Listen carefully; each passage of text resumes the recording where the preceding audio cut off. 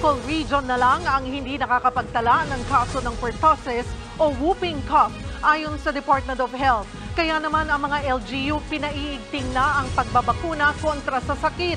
Nasa frontline ng balitang yan, si JC Cosico. Nagbahay-bahay ang mga health worker na Antipolo City sa Rizal kanina.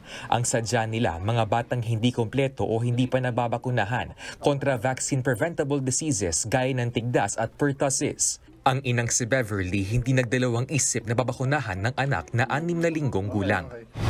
Siyempre baby pa to eh. Ito lang kung dapo. Para protektado.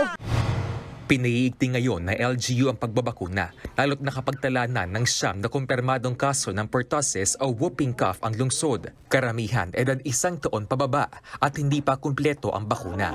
Isa sa kanila nahawa raw sa kanyang ina. Ang mga bata, mahina immune system niyan. So hanggat maaari, yung mga magulang, kapag meron ubo, may sipon, huwag nang lumapit. At kung hindi maiwasan, mag-mask man lang sila.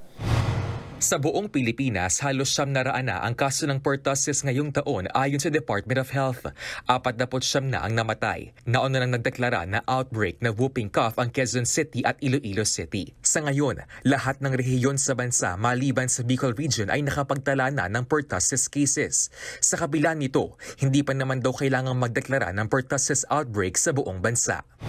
Pag sinabi kasi natin na buong Pilipinas ang i-declare natin na outbreak, kailangan titignan natin yung trend sa buong lahat ng isla, lahat ng syudad, lahat ng munisipyo. Ngunit nakikita natin na kaya nating tukuyin kung nasaan yung mga pasyente na may dalahit.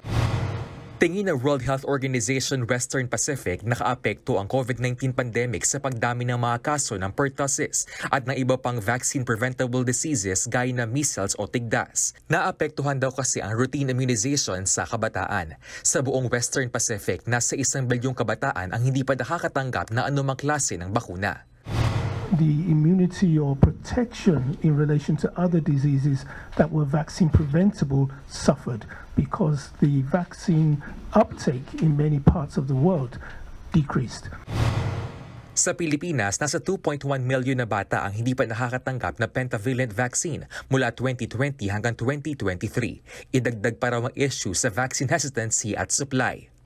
Sometimes, ang risk perception ng tao is hindi naman ganun kadelikado yung sakit, so bakit ko kailangan mabakunahan? Yung measles or yung pertussis, talagang mas magandang mabakunahan ka kasi mas mabigat ang magkasakit. Kaya sabi ng WHO Western Pacific, dapat palakasin ang pagbabakuna. Umorder na ang DOH ng 3 milyon doses ng pentavalent vaccine. Nauna nang sinabi ng ahensya na posibleng dumating sa Hunyo ang mga bakuna, pero umaasa sila na mapapaaga ito. Nagbabalita mula sa Frontline, JC Cosico, News 5. Mga kapatid, Cheryl Cosim po, huwag maging huli at maging una sa lahat sa balitaan. Para sa tuloy-tuloy na talakayang sa Frontline, mag-follow at mag-subscribe sa social media pages ng News 5.